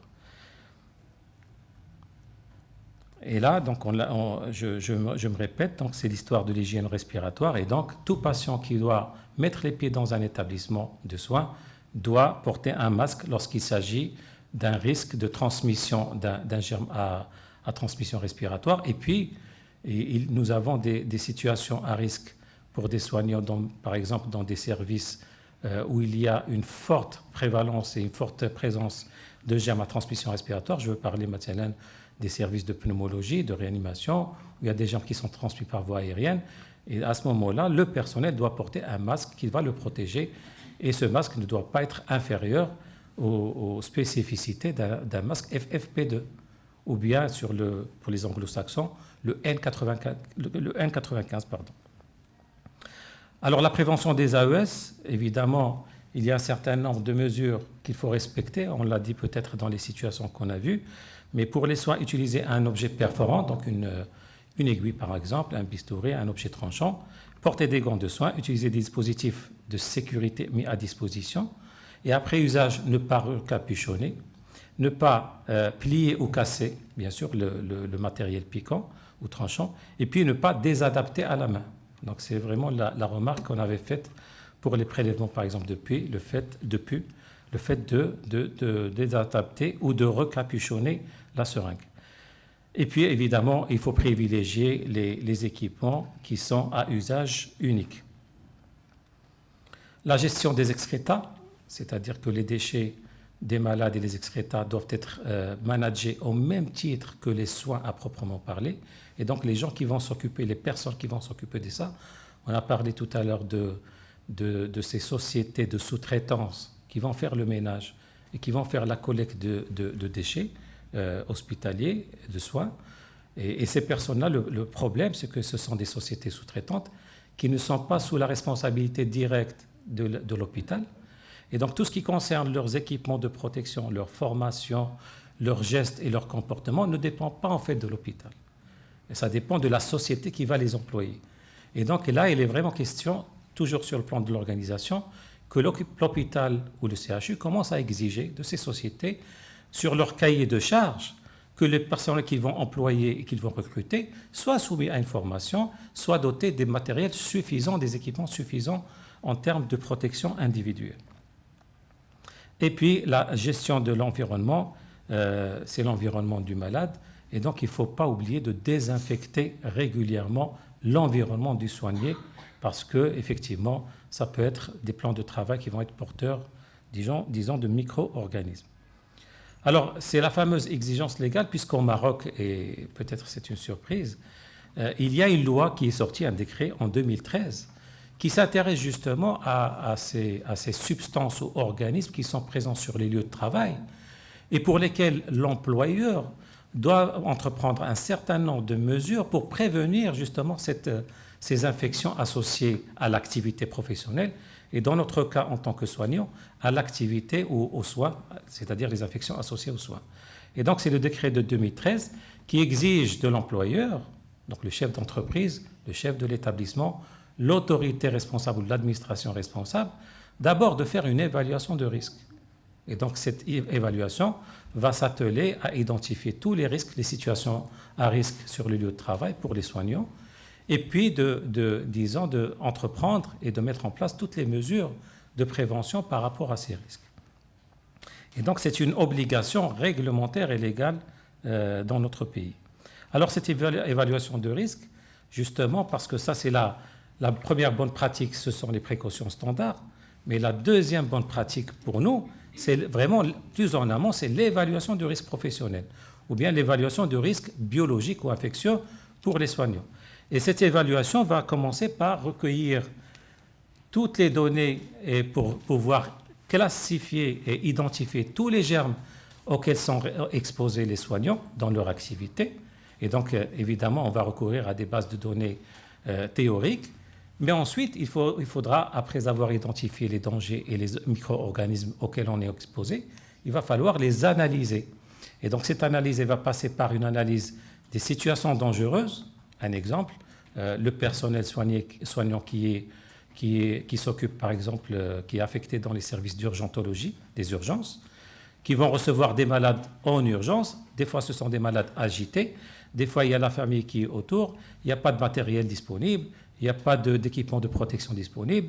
Et tout le monde crie aux alentours du soignant. C'est une situation dangereuse à risque. Et donc, en identifiant ce genre de situation, on va pouvoir identifier les catégories de personnel qui sont exposés dans ces situations. Deuxième point. Et puis, troisième point et quatrième point, on va devoir évaluer la probabilité de survenue et la gravité des lésions qui vont survenir. Et cette probabilité, heureusement que pour les accidents du travail, nous avons un certain registre pour pouvoir revenir à ces registres et voir cette fréquence de survenue, premièrement. Et puis, deuxièmement, la gravité. Et la gravité dépend évidemment de l'impact sur la santé, de la contamination. Et donc, évidemment, si c'est un BMR ou si c'est un germe émergent à haut risque de transmission, évidemment, la gravité va être élevée. Et c'est en combinant la gravité et la probabilité qu'on va mettre en place les priorités d'action. Et donc, vous voyez que c'est une très bonne pratique pour anticiper la survenue, justement, de ces infections associées aux soins pour le soignant. Et après, évidemment, on va coter les risques et pour définir les niveaux de priorité et les plans d'action. Alors, on peut passer par des checklists. C'est comme un exemple préconisé par l'OMS sur un guide de checklist pour les établissements de soins. Et vous voyez qu'au niveau, par exemple, de cette checklist, on s'occupe de la prévention des infections professionnelles sur le lieu de travail pour les soignants. Et on va voir qu'est-ce qu'on a et qu'est-ce qu'on n'a pas. Est-ce qu'on a des mesures mises en place? Est-ce qu'on a du matériel, de l'organisation, etc. Alors le CDC a sa propre façon de faire les choses, puisqu'il préconise de faire une évaluation du risque, puis de hiérarchiser tous les moyens de maîtrise qui vont avec, et vous voyez que le plan d'action va comporter des actions de type soit d'élimination, de substitution du danger, on va voir un exemple, soit des mesures d'ingénierie technique, soit des mesures administratives ou d'organisation. Et puis, en fin de compte, ce sont les équipements de protection. Vous voyez que les équipements de protection viennent vraiment en dernier lieu dans la hiérarchie des mesures de maîtrise du risque. Et là, c'est des exemples pour vous dire que, par exemple, on peut identifier, par exemple, comme situation à risque, des chirurgiens qui vont se piquer par une aiguille qui est pointue lorsqu'ils vont faire, par exemple, une suture de fascia. Donc ça, c'est une situation à risque. Comment on va savoir quelle est la fréquence et la gravité? Par, justement, au milieu, on va voir au niveau des registres et des statistiques. Et puis, la mesure qu'on va entreprendre pour corriger cette situation, pour éviter que ça se reproduise, c'est mettre à disposition, dans cet exemple, d'aiguilles à bord mousse, par exemple. Et donc ça rejoint le principe de la substitution ou l'élimination du risque. Et ainsi de suite. Donc on peut, à travers cette évaluation de risque et ce plan d'action, entreprendre un certain nombre de choses. Par exemple, on peut très bien détecter des cas de tuberculose professionnelle dans un service hospitalier, durant les derniers mois par exemple. Et on peut dire, du moment qu'il y a des cas de tuberculose, ça veut dire qu'il y a un problème. Et on peut mettre en place, par exemple, des mesures techniques comme l'histoire de réparer un dysfonctionnement, par exemple au niveau de la ventilation à pression négative. Donc ce sont des exemples d'anticipation, justement, avant que se reproduise le risque. Et puis on peut intégrer ça dans un schéma global de gestion du risque. On va mettre en place des indicateurs. Et les indicateurs, c'est justement le taux d'accident du travail, c'est-à-dire les AES ou les piqûres ou les blessures par objet tranchant, et puis les cas maintenant de tuberculose pulmonaire, ce qui survient chez les soignants, les cas de contamination par des BMR, par exemple, etc. Donc on peut mettre en place des indicateurs qui vont nous permettre de surveiller toutes les actions que nous avons mises en place, et ça peut être très efficace. Et puis, troisième message, comme dirait Mme Nabia, la troisième bonne pratique que je voudrais transmettre, c'est la réparation. Il n'y a pas que la prévention, mais il y a aussi, quand survient le risque et le danger, quand il y a une contamination du soignant, on peut réparer. D'ailleurs, c'est préconisé par une directive conjointe de l'OIT, de l'OMS et puis de l'ONU-SIDA. Et cette réparation, au Maroc, elle est possible. Donc, lorsqu'un soignant est exposé à un germe particulier et qu'il va être malade, eh bien, il peut être indemnisé lorsqu'il va avoir une tuberculose. Avec des critères, vous voyez qu'il y a un tableau des maladies professionnelles, de la tuberculose par exemple, pour les soignants, donc qui font une activité de soins. On peut aussi avoir une indemnisation par rapport aux maladies qui sont liées à des agents infectieux ou parasitaires. Et vous voyez que le tableau va passer en revue tous les germes dont on vient de parler durant la journée, le staphylocoque, le pseudomonal, donc le pyocyannique, les entérobactéries, les hépatites virales B et puis les hépatites virales C. Voilà, je vous remercie.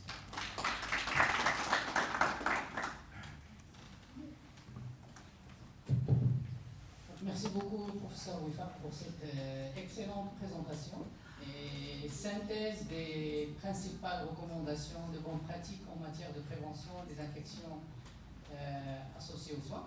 Effectivement, donc, le premier niveau, c'est le national. C'est déjà, il faut que ça soit une préoccupation sur le plan national. Il faut qu'il y ait une stratégie.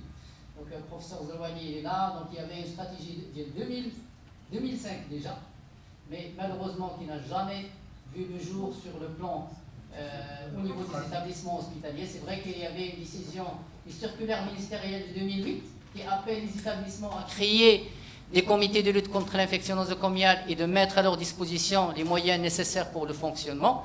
Mais en dehors de 2 enquêtes nationales qui ont été organisées, donc il n'y a pas des choses qui sont vraiment concrètes au niveau des établissements hospitaliers, notamment en matière de formation des personnes qui sont spécialisées. Il ne suffit pas, donc maintenant, professeur Tassi ainsi qu'un certain nombre de présidents de CLIN, il ne suffit pas d'avoir uniquement un CLIN. Généralement, on crée un CLIN, mais au bout de 6 mois, 1 année, il n'est plus fonctionnel. Mais on touche des spécialistes, ils n'ont pas une équipe opérationnelle, des personnes qui sont chargées de la mise en place des décisions de CLIN ou de la politique de CLIN au niveau de l'établissement. Donc il y a déjà, au niveau structurel, on a un énorme problème.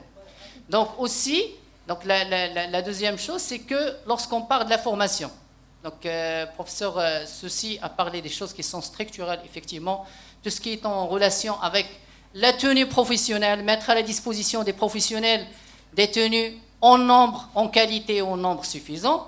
Bien sûr, mettre à leur disposition des lingeries, la buanderie, il faut qu'ils soient capables de traiter, de prendre en charge la tenue des professionnels.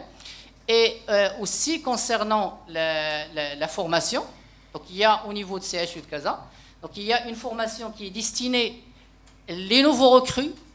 Donc la première session de formation dont bénéficiait un infirmier ou un technicien au niveau de CHU, c'est la formation sur les précautions standards. C'est le basique au niveau de tous les établissements de l'ALM. Donc là, ils sont formés. Et qu'il y a une formation, qu'il y a un programme de formation continue. Mais ça reste insuffisant. Il faut qu'il y ait, bien sûr, aussi un travail au niveau des services de soins. Donc le CLIN ou les affaires professionnelles, il faut qu'il y ait des programmes. Il y a certains services qui le font. Ils ont un programme annuel pour leur personnel. Malheureusement, certains services, on trouve, donc presque 90% du personnel, ce sont des nouveaux recrues. Et au niveau des pratiques de soins, il est affecté au niveau de la réanimation, mais il ne sait pas faire une aspiration, il ne sait pas prendre une voie veineuse correctement. Et tout. Mais malheureusement, il y a absence aussi de la formation au niveau, il y a un certain nombre de services. Il y a des services qui sont engagés et ils font des formations qui sont régulières, mais malheureusement, ça reste insuffisant. Donc, il y a les précautions standards, il faut les promouvoir, mais avant tout, il faut mettre à la disposition du personnel les moyens nécessaires. Là, je me rappelle de 2002, 2003, 2004, on faisait des formations sur l'hygiène des mains, mais on n'a pas le savon ni la solution hydroalcoolique pour le faire. On avait fait avant-hier la formation sur le bio-nettoyage et la gestion des déchets, notamment quel est le rôle des infirmiers-chefs pour superviser les sociétés qui sont sur place. Donc on trouve un problème énorme au niveau du tri des déchets. Le chariot de soins, l'infirmière elle est sensibilisée à le tri de déchets, mais il a un chariot qui lui permet pas Donc il y a vraiment des problèmes structurels. Et concernant, je rebondis sur la société sous-traitante concernant le bio-nettoyage, actuellement, elle a une société qui a des produits de qualité. Des produits, c'est la même société qui est à Marrakech, et ils ont tous bénéficié de la formation en décembre 2021, auquel un suivi, mais malheureusement, le problème qu'on avait eu, c'est que les personnes, les kéinines, ils sont illettrés. Lorsqu'on a essayé d'exiger au niveau de CPS un minimum qu'on ait la formation, ou surtout pour les responsables baccalauréat, les agents مساكن اللي عندهم 60 عام وهذا جاو عندنا حنايا en tant que service d'hygiène قال لك ودي نتوما غادي تحيدوا لنا طرفه الخبز اللي تنشدوا من السياج. Il y avait vraiment une pression de telle façon انه في الاخر لاج وصلنا ل 55 alors que normalement une femme ديال 55 عام ملي تجي تدير لها لا سوبرفيزيون تلقاها مسكينه il est à côté. C'est vrai que tu as fait la formation.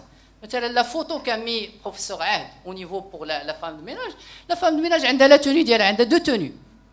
Elle a le pyjama, elle a la blouse, elle a même les chaussures. Mais malheureusement, au niveau de l'observance, il n'a aucune notion sur les risques et les exigences aussi. Donc là, je crois que c'est un problème qui est structurel. Je crois que l'engagement des décideurs et l'engagement des infirmiers-chefs et des chefs de service, il est très important pour qu'on puisse bien sûr prévenir ces infections associées aux soins. Donc, je laisserai la parole à l'assistant si jamais il y a une question ou deux questions avant de clôturer.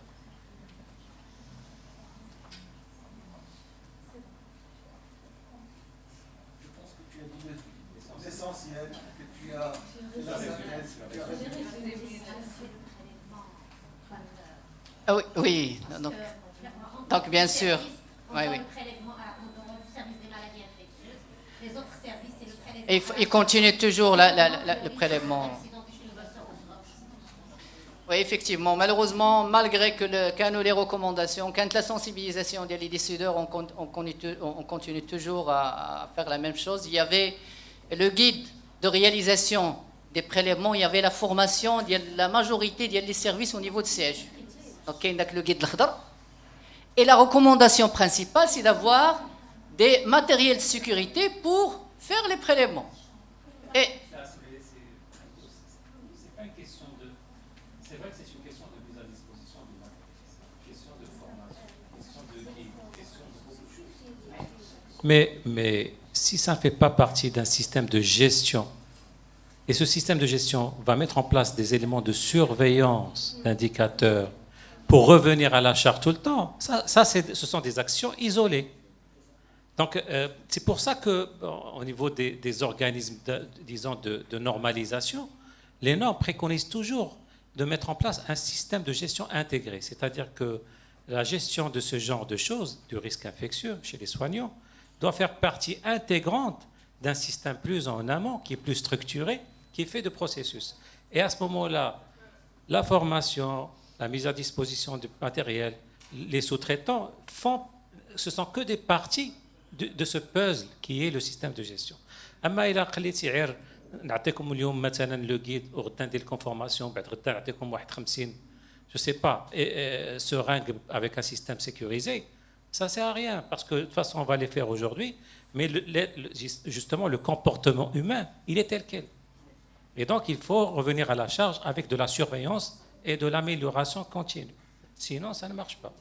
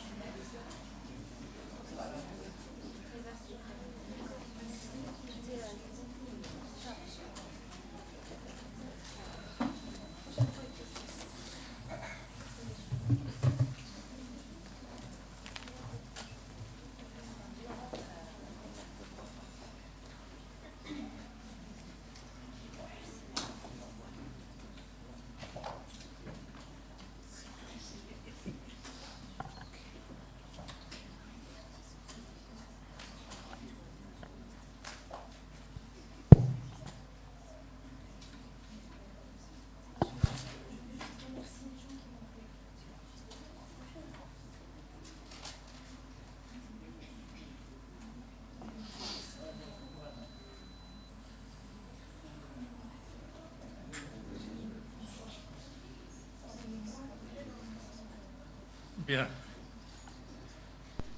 Alors j'ai vraiment le plaisir de clôturer cette journée sur de très bons augures. Parce que depuis ce matin, c'était vraiment extraordinaire. Un monde fou, plus que ce qu'on avait voulu, mais ça on connaît. Ça, à la fin, on la connaît. Voilà qu'alhamdoulilah. Il y a eu quand même pas mal de monde qui sont restés jusqu'au bout. Les infectieux de combat résistent. Et voilà.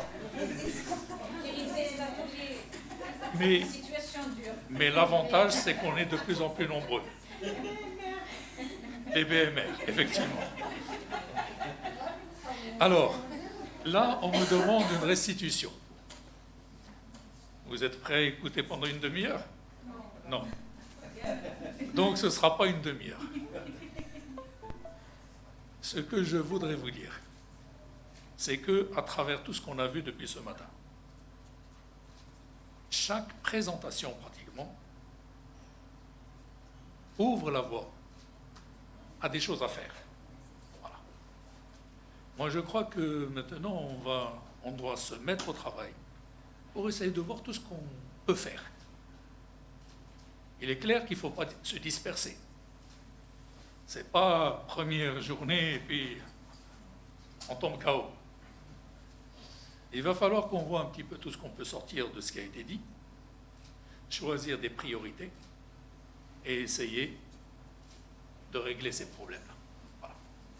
Je crois que le dernier problème, c'est le problème d'hygiène. À mon sens, c'est quelque chose de très important. Parce que c'est quelque chose qui touche tout l'hôpital, qui touche tous les personnels soignants. Et ça, je crois qu'on doit vraiment le mettre comme priorité principale. Après, il y aura le reste. Corticoïdes ou pas, quand, comment, quel protocole, voir avec nos amis internistes pour voir qu'est-ce qu'on va faire avec la biothérapie pour qu'on ait un langage commun.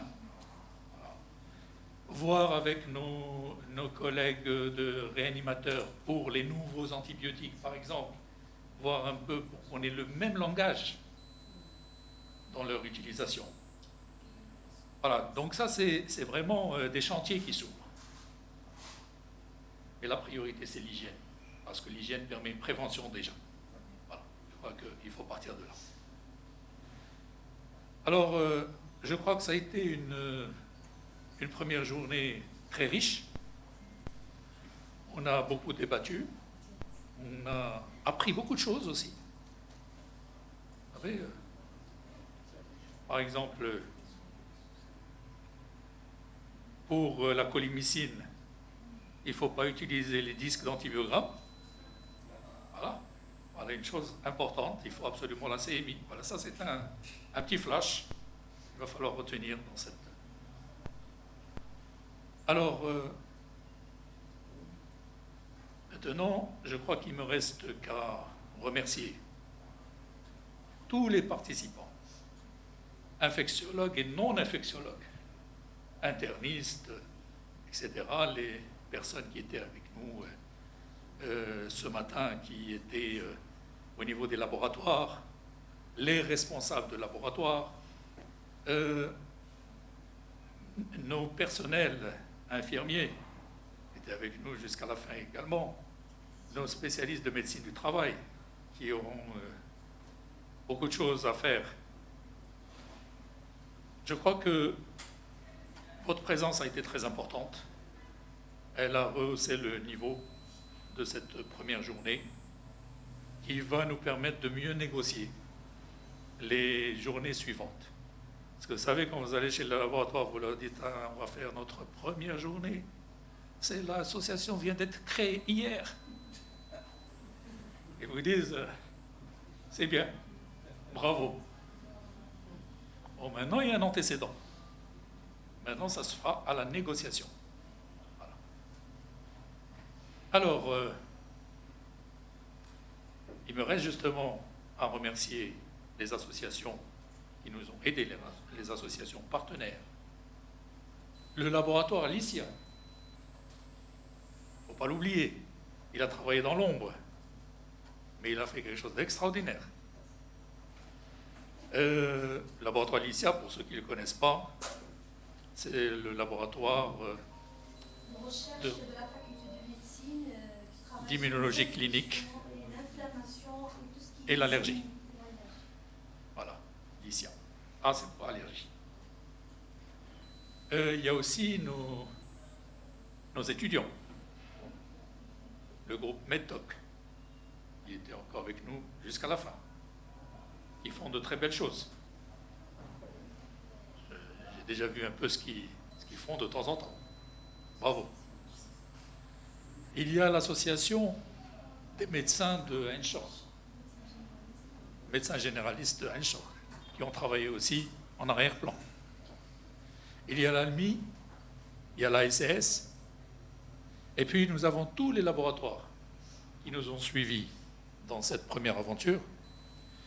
Et là, je suis obligé de lire. La Profond, Sanofi Aventis, Sotema, Novo Pharma, Pharma 5, Cooper Pharma, Afrique Phare, Mabiotech, SNIB, Galenica et Steripharma. Alors, tous ces laboratoires, il faut bien sûr les remercier.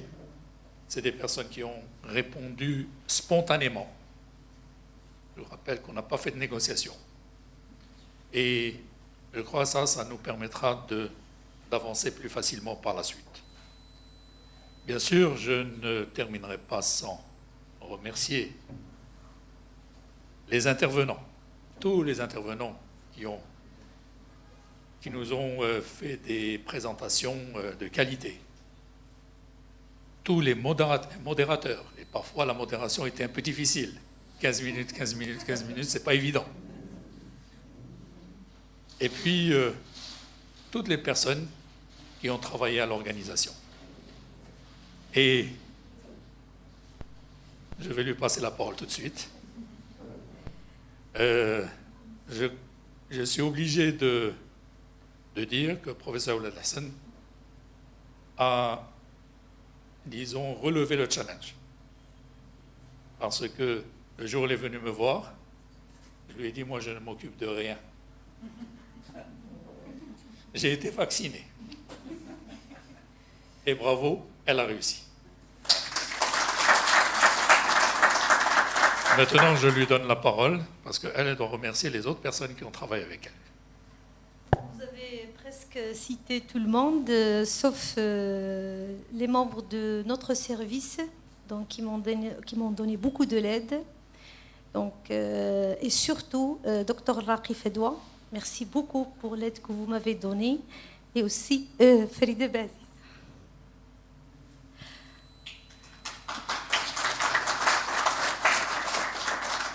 Notre comité d'organisation est à leur tête, professeur Marih, qui était derrière moi.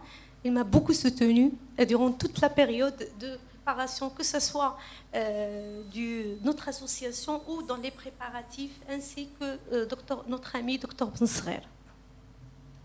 Donc, M. Marhoum avait dit l'essentiel. À mon tour, je tiens à remercier du fond de mon cœur tous les intervenants qui ont répondu favorablement à ma demande de participation à cette journée et qui ont permis d'alimenter des débats riches et novateurs. Et c'est grâce à vous que cette journée était riche de partage de connaissances et d'expériences. Je vous remercie tous. Et je souhaite, Inch'Allah, créer un comité, une commission avec mes chers maîtres et mes chers collègues les biologistes, les microparasitos, la microbiologie, la virologie. Nous avons besoin d'avoir un comité, une commission. Nous avons beaucoup de choses à apprendre de vous et nous avons beaucoup de choses à partager ensemble dans l'intérêt de nos patients. Merci encore une fois et à la prochaine fois, Inch'Allah. Merci.